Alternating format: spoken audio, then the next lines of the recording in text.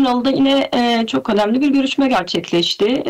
Özellikle heyetimizin gidişi ve sonrasından kamuoyuna yapılan açıklama belki kısa gibi görünebilir ama sürecin gidişatına dair çok esastan aslında ipuçları içeriyor. Onu açık ve net bir şekilde söyleyelim. Öncelikle Sayın Öcalan sürecin geldiği aşamayı heyetimizle beraber tartışmışlar. Bu zaten metin içerisinde de var. O anlamıyla gelinen aşama ve bundan sonraki durumlara ilişkin bir fikir alışverişi, Sayın Öcalan'ın görüşlerini paylaştığı bir toplantı.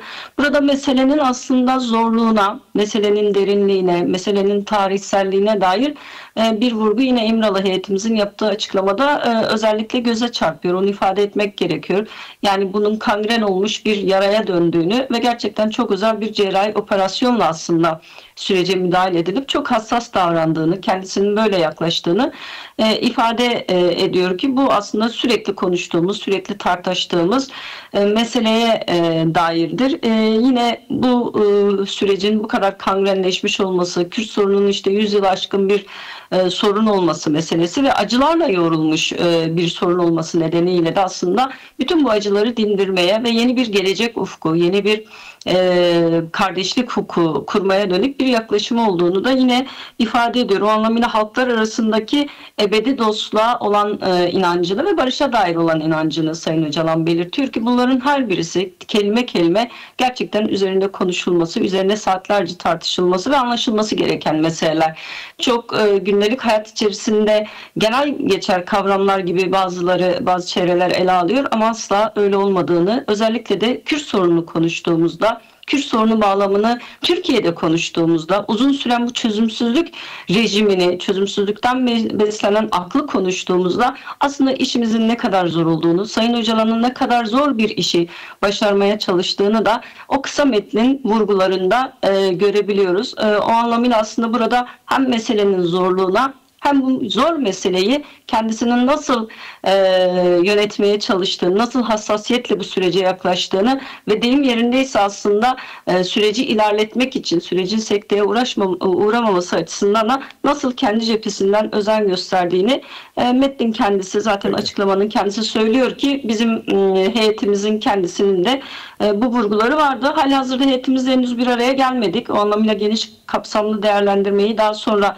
hem Merkez Yürütme Kurulu'na, eş başkanlara ve bizim komisyonun içerisinde yer aldığı koordinasyona İmralı heyetimiz yapacaktır. Ama ilk elden heyetimizle yaptığımız temasta sağlığının iyi olduğunu, moralinin iyi olduğunu ifade ettiler. Evet, öncelikle en büyük memnuniyetimiz tabii ki bu komisyonun kurulmuş olması. Çünkü bu komisyon İmralı heyetimiz Sayın Öcalan'la ilk görüşme yaptıktan sonra da Sayın Öcalan'ın önerisiydi.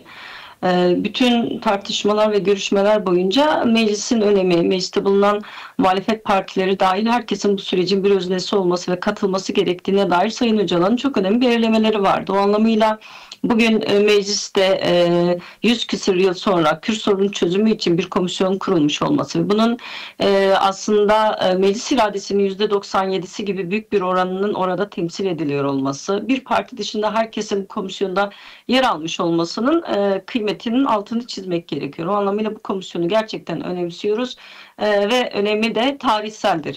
Bunu ifade edelim. Ama çok söylediğimiz bir şey var. Bu komisyon tabii ki Kürt sorununun her başlıkta çözecek bir komisyon değil. Belki ilk elden acil yapılması gereken başlıklara el atacak ve bir yol temizliği babında olabilecek bazı yasal düzenlemeleri tartışacak, konuşacak ve bunları ihtisas komisyonlarına havale edecek. Yine bu anlamıyla belki de en önemli işlevlerinden birisi toplumsal rızanın oluşması, barışın toplumsallaşması.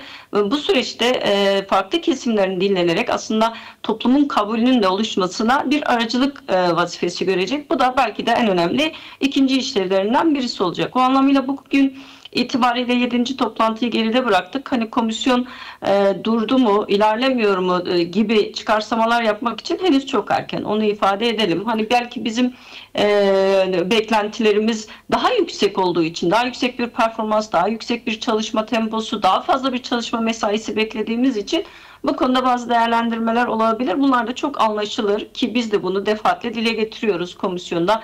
Daha sık çalışmak, daha verimli çalışmak, daha meselenin işin esasına odaklanmak gibi önerilerimiz her defasında bizim de oluyor. Ama bu komisyonun önemli bir rol olduğunu görelim. Yani burada bir toplumsal Kürt sorunun demokratik çözümünü konuşuyoruz.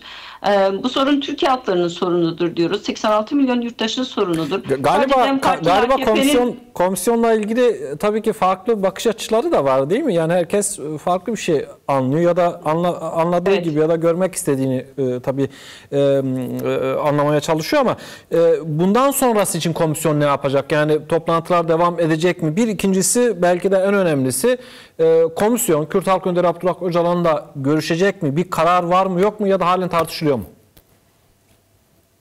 Bundan sonrası açıkçası bu önümüzdeki hafta açısından biraz hem meclis başkanının yoğunlukları hem siyasi partilerin yoğunlukları hem de dinlenecek kurumların hazır olmaması nedeniyle gelecek hafta için bir oturum beklentimiz yok. Yani bu şifayen söylendi, henüz resmileşmedi ama muhtemelen bir toplantı olmayacak. Bunu ifade etmek gerekiyor. Ondan sonraki hafta açısından da ekonomik kurumları yani Türkiye Barolar, Türkiye Rifat Hisarcıklıoğlu'nun olduğu kurum diyeyim artık adına başkanıyla anayım öyle ifade edeyim. Ekonomik kurumları ve sendikalar ticari gelecek. Kurumlar, borsalar, evet. Evet, borsalar ve bölgenin ticaret odaları belki, ticaret oda başkanları, yine sendikalar, Keskin Disk'in de içinde yer aldığı sendikalar, yani o anlamıyla emek meslek örgütleri. Aynı zamanda akademisyenlerin gelip bir sunum yapmasını bekliyoruz. 3 gün gibi bir mesai planlanıyor öbür hafta için. Biraz bu haftayı da telafi edecek şekilde. Bu dinlemelerin ama bir nihayete ermesi gerektiği konusunda herkeste bir hemfikirlik var. Onu ifade edelim. Yani bu konuda böyle sonsuz bir dinleme, çok uzun zamana yayılan bir dinleme yapma imkanı yok açıkçası. Çünkü süreç ilerliyor ve 1 Ekim'e yetiştirilmesi gereken işler var. Sonuçta bu komisyonun en temel görevi 1 Ekim'de ihtisas komisyonlarına göndermek üzere bazı yasa taslaklarını konuşmak, tartışmak ve bunun önerilerini yani yasaların taslağını öneri olarak sunmaktı. Ondan sonra da esas gündemle ilişkili olarak bazı başlıkları tartışacak. Burada tabii ki özellikle silahını bırakan PKK'lilerin ülkeye dönüşü konusundaki yasal hukuki statünün ne olacağını en temel başlıklardan birisini oluşturuyor. Yani gelecekler ama nasıl gelecekler? Nasıl bir hukuki statüye sahip olacaklar? Yine cezaevindekilerin durumu, sürgündekilerin durumu gibi böyle bir düzenlemeye ihtiyaç var. Tabii burada ikili yaklaşımlar var açıkçası. Birincisi müstakil yasa, bir özel yasa mı olsun yok detaylı daha mevzuat içerisinden bir değişiklik mi olsun gibi bir tartışma var. Açıkçası biz her birine ayrı ayrı hazırlık yapıyoruz. Yani hepsi açısından bir hazırlığımız var. Ama şunu söylemek gerekiyor. Zaten özel bir yasa da durumu kurtarmıyor. Onu ifade edelim. Yani mesele sadece silah bırakan PKK'lilerin ülkeye dönüşü meselesi değil. Onların siyasal ve sosyal hayata katılımı değil. Aynı zamanda gerçekten Kürt sorunu nedeniyle açığa çıkmış yasal engellerin de ortada kaldırılması gibi bir gündemimiz var. O anlamıyla TMK, TCK, infaz hukuku gibi düzenlemelerin yapılması, en azından bu tartışmaların, bu kararlaşmaların olması gerekiyor. Yine bununla beraber yani Kürt sorunu konuşup kayyum konuşmamak gibi bir gündem olamaz. O anlamıyla kayyum gibi bir gündemimiz var. Bu konuda zaten o siyasal partinin hazırladığı bir yasa taslağı vardı. Halihazırda mecliste bekliyor. Kayyumla ilgili bir önermenin olması konusunda bizim önerimiz var. Ama tabii bunların dışında şöyle bir yaklaşım farkı var açıkçası. Siz de ifade ettiniz. Yani bir taraftan bu komisyonu teknik bir silah bırakma komisyonuna indirgemeye çalışan yaklaşımlar var. Diğer taraftan kendi iç sorunlar ya daha doğrusu kendine yönelik baskılar nedeniyle bütün gündemleri bu komisyona bir şekilde getirmeye çalışan bir anlayış var. Bir de bunun içerisinde hakikaten Kürt sorunun demokratik çözümüne odaklanan ve bunun çözülmesi için de ilk elden yapılması gerekenler, ikinci elden yapılması gerekenler ve üçüncü elden yapılması gerekenler gibi bir yol haritasına ihtiyaç var. Bunu ifade edelim. O anlamıyla buradaki açı farklarının aynı zamanda gerilim noktaları olduğunu, bu açı farklarının aynı zamanda önümüzde duran zorluklar olduğunu, gidermemiz gereken sorun alanları olduğunu da ifade edersek yanlış olmayacaktır. Daha sonra tabii ki siz de ifade ettiğiniz en temel meselelerden birisi bu komisyonun Sayın Öcalan'la görüşmeme meselesi. Bu konuda DEM Parti'nin tutumu çok açık ve net. Komisyon mutlaka Sayın Öcalan'la gitmeli ve ilk elden Sayın Öcalan'ın Kürt sorunu demokratik çözümüne ilişkin görüş, düşünce önerilerini almalı, eleştirilerini dinlemeli ya da komisyon oraya dair tartışmasını en azından Sayın Öcalan'la birebir yürütmeli. Bu konuda henüz komisyonun Bu anlamıyla bir kararlaşması yok ama biz bunun en kısa sürede olması için en azından olması beklentimizi ifade etmek istiyoruz. Yani bu ilkelden olması gereken bir şey. Şimdi burada tabii ki meselenin iyi anlaşılmaması, ki bugün Sayın Öcalan aslında bunu biraz ifade de etmiş, yani Sayın bizim İmralı heyetimizin metninde de var. Derdi anlamayan bir yaklaşım olduğunu görüyoruz açıkçası. Bunu komisyonda da dönem dönem görüyoruz, gözlemliyoruz. Bu meselenin esasına ilişkin bir yoğunlaşma, esasına ilişkin bir farkındalıkla ilgili bir sorun olduğunu ifade etmemiz gerekiyor. Yani kimisi bu meseleyi çok tali bir mesele olarak görüyor. Yani işte burada anayasa uygulanmıyorken, işte diyelim ki hukuk uygulanmıyorken, şu yasa uygulanmıyorken, şu kişi cezaevindeyken, bu kişi cezaevindeyken nasıl Kürt sorunu çözeriz gibi bir yaklaşımı var. Peki. Bir kesiminde ya işte silahlar sustu mu Kürt sorunu çözülür, önemli olan silahların bırakılmasıdır gibi bir yaklaşım var. Bu iki ucunla problemli olduğunu, bu iki ucunla sorunlu yaklaşımlar olduğunu ifade etmemiz gerekiyor. Bugün en temel sorunlardan birisi, aslında sevgili Baro söyledi, bu ülkenin hem uluslararası arenada saygınlığını yeniden kazanması, hem sözünün gücünün artması, hem eyleminin gücünün artmasının, hem de Orta Doğu'da ve Türkiye'de gerçekten eşit özgür bir yaşamın öncüsü olmasının tek ve biricik bir yolu var. Bugün ifade ettik meclis konuşmamızda da. Bu da Kürt sorunun demokratik barışçıl yollardan çözülmesidir. Kendi iç sorununu çözmeyen, kendi sorununu kalıcı bir şekilde barışçıl yöntemlerle çözmeyen bir ülkenin başka ülkelerin, başka topraklarda yaşanan acılara ilişkin söz söylediğindeki inandırıcılığı, samimiyeti ister istemez sorgulanan bir başlık olmak durumunda kalıyor. O anlamıyla bu komisyondan en azından yani kötü demeyeceğim çok önemli bir şeyi yaşadık. Bir dinleme olgunluğu var en azından. Bunun önemli olduğunu ifade edelim. Yani Peki. birbirini dinlemeye çalışan, anlamaya çalışan bir yaklaşım var. Bu da açıkçası bizim açımızdan çok kıymetli. Komisyon aslında ilk toplantısını kendi hukukunu belirlemekte geçirdi. İkincisi güvenlik bürokrasisini bilgilendirmesiydi. Ondan sonra dinlemelere geçti ve dinlemeler aşamasında da şöyle bir genel ilke kararı alındı. Gelen konuklara soru sorulmayacak. Özellikle mağdurlar açısından ve onların görüşleri üzerine de görüş beyan edilmeyecek. Hali hazırda bu hemen hemen her toplantıda da gerçekleşti. Onu ifade edelim. O anlamıyla hali hazırda dinlemeler devam ettiği için bir Suriye bağlamı ya da Kürt sorunu bağlamı üzerinden özgün bir tartışma yürütmüyoruz. Belki en son oturum, yani bu hafta açısından yapılan toplantılarda genelde şöyle bir tartışma oldu. Yani bu komisyonun gündemi nedir? Şunu mu konuşur, bunu mu konuşur gibi bir tartışma oldu.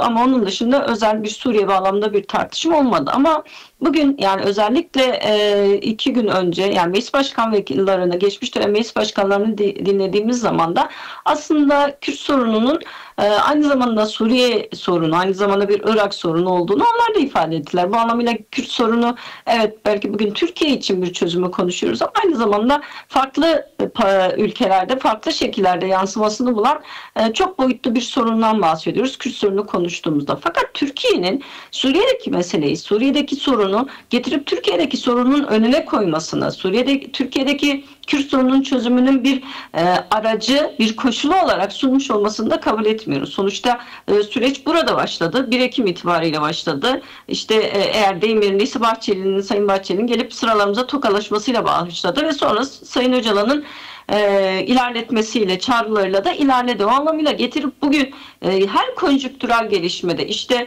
Suriye'de her dengeler değiştiğinde, ki en son Süveyde'ye yönelik, Düzlere yönelik saldırı oldu ve ondan sonra bazı dengeler değişti biliyorsunuz.